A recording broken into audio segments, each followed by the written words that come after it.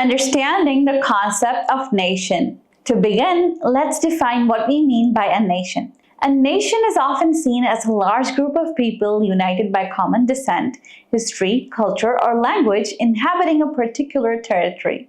Nations typically strive for or possess political sovereignty. However, the exact nature of what constitutes a nation can be quite complex and varies across different contexts. Benedict Anderson and the Imagined Community. One of the most influential ideas about nations come from Benedict Anderson, who described the nation as an imagined community.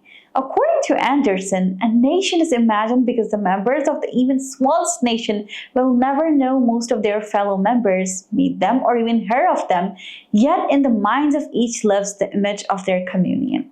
This imagined sense of connection is fostered through shared symbols, narratives, and media. Creation of national identity. National identity is often constructed through symbols like flags, anthems, and monuments, as well as through shared experiences such as holidays, myths, and historical narratives.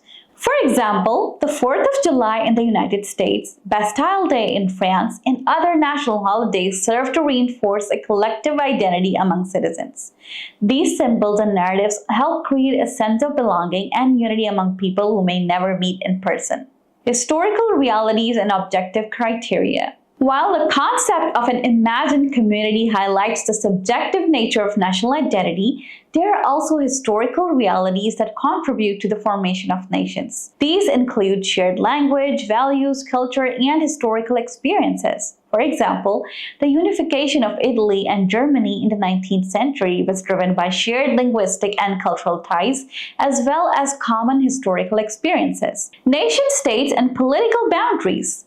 The modern nation-state system, with defined political boundaries and sovereign governments, further solidifies the concept of the nation. The Treaty of Westphalia in 1648 is often cited as the beginning of the modern state system and established the principle of territorial sovereignty. Over time, this concept evolved to include the idea of nation-state, where the political entity, the state, is seen as representing a distinct nation. Colonialism and the imposition of national boundaries. The colonial period saw European powers imposing artificial boundaries on various parts of the world.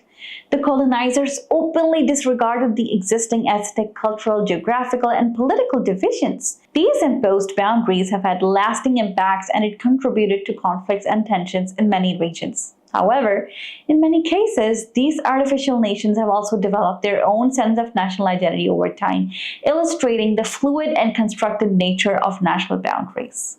Nationalism and historical narratives. Nationalism often relies on historical narratives to legitimize and reinforce the idea of the nation. These narratives can be based on real events but are often selectively interpreted to support the notion of a continuous and unified national identity. For instance, the story of the American Revolution is central to the national identity of the United States because it discusses the themes of liberty and democracy. Conclusion. The question of whether the nation is an imagined community or a historical reality is really complex and cannot be answered so simply. While Benedict Anderson's idea of imagined community highlights the subjective and constructed aspects of national identity, there are also undeniable historical and cultural factors that contribute to the formation of nations.